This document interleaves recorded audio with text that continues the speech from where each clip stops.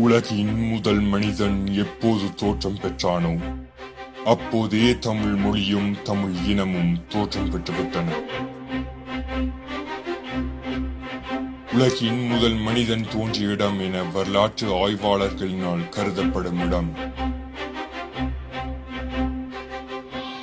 கிறிஸ்துவுக்கு முன் 30,000 ஆண்டுகளுக்கு முன்பு பாண்டியர்களின் ஆட்சியில் குமரிக்கண்டம்.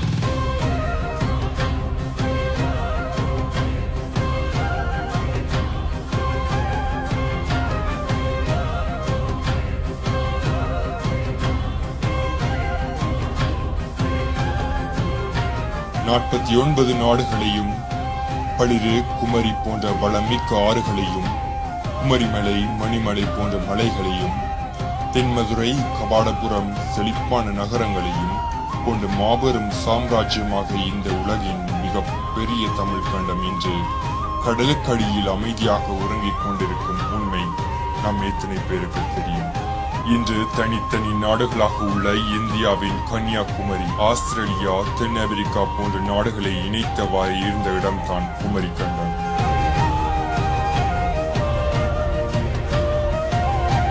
(1990) வருடங்கள் தொடர்ந்து 3 தமிழ் சங்கங்கள் நடைபெற்ற கண்டம். பரிபாடல், பேரதிகாரம், களரிவிரை அகத்தியம், தொல்காப்பியம், பூத புராணம், அகநானூறு, புறநானூறு, நாலடியார், திருக்குறள் போன்ற நூல்கள் இயற்றப்பட்ட கண்டம் பிற்காலத்தில் ஏற்பட்ட கடல் கோளினால் முற்றாக அழிந்து போனது.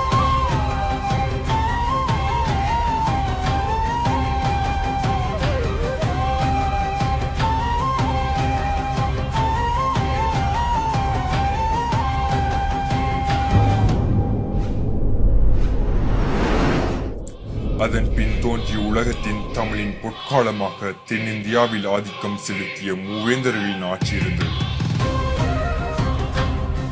இவர்களில் சோழர்களின் ஆதிக்கம்,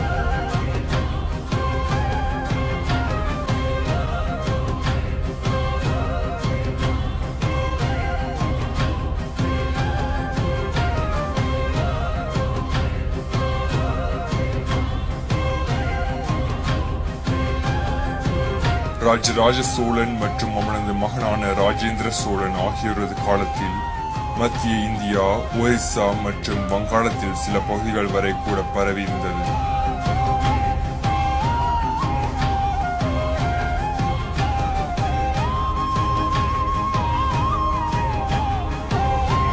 அத்தோடு நின்று விடாமல் கடல் கடந்து சென்று இலங்கை, அந்தமான் மற்றும் நிக்கோபார் தீவுகள், லட்சத்தீவுகள், Sumatra, Java, Malaya, Cambodia, Vietnam ஆகிய நாடுகளை கைப்பற்றியதோடு தமிழரின் கலை தாக்கத்தையும் தனித்தான்.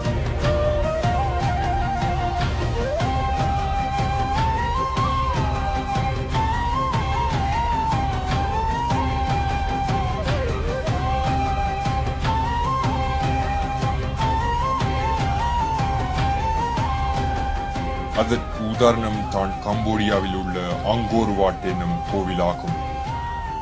திரும்பிய திசையெல்லாம் சிற்பங்களை வடித்துள்ளனர். இந்த கோவிலின் ஒரு பக்க சுற்றுச்சுவரே 3.6 கிலோமீட்டர்கள். இன்றைக்குள்ள தொழில்நுட்பத்தை பயன்படுத்தி இவ்வாறான கோயில்கள் கட்டுவதற்கு 300 வருடங்கள் ஆகும் என தற்போதைய பொறியியல் நிபுணர்கள் கூறுகின்றனர். தமிழரின் மற்றும் ஒரு கட்டிடக்கலைக்கு எடுத்துக்காட்டு தஞ்சையில் உள்ள பிரகீஸ்வரர் கோயிலாகும். தஞ்சாவூர் பெருவுடையார் கோயிலுக்கு சிறப்பம்சமாக பல உண்டு. 2 அல்லது 3 தளங்களை மட்டுமே கொண்டு கோயில்கள் கட்டப்பட்டு வந்த காலத்தில் கற்களே கிடைக்காத காவிரி சமவெளி பகுதியில் 15 தளங்கள் கொண்ட சுமார் 60 மீட்டர் உயரமான ஒரு கற்கோயிலை ராஜராஜன் எழுப்பியது என்பது மாபெரும் சாதனை.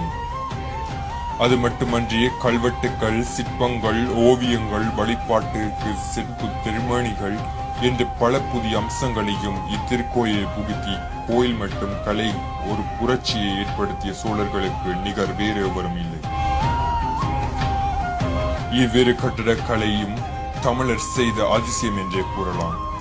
உணவையே மருந்தாக உட்கொண்டான் ஆதி தமிழன். பல சித்தர்கள் காடு மேடு எல்லாம் அலைந்து திரிந்து தன்னுடைய சித்தின் மூலம் உணர்ந்த அரிய பழைய பொக்கிஷங்களை சித்த மருத்துவமாய் பல 100 தலைமுறைகளும் வகையில் எந்த விதமான பின்விளைவுகளையும் உடலுக்கு ஏற்படுத்தாமல் நோய்களை குணப்படுத்தும் சித்த மருத்துவமாய் உலகுக்கு அளித்தனர். இந்த அவசர உலகில் நாம் எல்லாம் உடனடி தீர்வை நாடி உடலுக்கு வேண்டப்படாத ரசாயன பொருட்களை உடலுக்கு செலுத்தி தீர்க்க முடியாத பின்விளைவுகளை நமக்கு நாமே திட்டத்தின் மூலம் விலை கொடுத்து வாங்குகின்றோம். குழல் புண்ணீங்க, சிறு பிள்ளைக்கு அருணா கயிறு கட்டுவது, முற்றத்தில் துளசி செடி வளர்ப்பது, வெண்கல கிண்ணத்தில் நீர், மஞ்சள் உடலில் பூசுவது போன்ற பல்வேறு மருத்துவ குறிப்புகளை கையாண்டுள்ளனர். கோள் உதவி இல்லை, தொலைக்காட்சிகளின் துணையும் இல்லை. ஆனாலும் 12 மாதங்கள் கால நீடிப்பினை அறுதிட்டு கூறியுள்ளனர் நம் பண்டைய தமிழர். 16ஆம் நூற்றாண்டில் வாழ்ந்த ஐரோப்பிய விஞ்ஞானியான நிக்லாஸ் கோப்பர்னிக்கஸ் சூரிய மைய மாதிரி கொள்கையினை முன்வைத்தார். ஆனால் அதற்கு பல ஆயிரம் வருடங்களுக்கு முன் இந்த கோவில்களின் சூரிய மையமாக வைத்து நவக்கிரக வழிபாடுகள் நடைபெற்றன. ஆதி காலத்தில் கோவிலை விட பெரிய கட்டிடங்கள் இருக்காத காரணம் கோவில் கோபுரத்தின் மேல் உள்ள கலசங்கள் தான். இவைதான் அக்காலத்தில் இடித்தாங்கிகளாகி இருந்தன. இது கோவிலை சுற்றியுள்ள 75 கிலோமீட்டர் வரை இடி தாக்காமல் காக்கும். பல கோடி செலவு செய்து 8 ஆண்டுகளாக ஆராய்ச்சி செய்து சிதம்பரம் நடராஜர் கால் பெருவிலையில் தான் மொத்த பூமியின் காந்த மையப்புள்ளி இருப்பதாக உலக நாடுகள் கண்டுபிடித்துள்ளன. தமிழரின் உலகம், மொழி, பிறப்பும் வாழ்வும், உளவு, உடை, உணவு, உடல் அறிவியல், தமிழர் மருத்துவம், இலக்கியம், நுண்கலை, தமிழிசை, ஆடல் கலை, அணிகலன், தாவரவியல், தமிழர் அளவைகள், கடல் நாகரிகம், கட்டடக்கலை, மண்ணியல், வானவியல், விளையாட்டு போன்ற துறைகள் பல புரட்சியை ஏற்படுத்தினான் ஆதித்தமிழர்.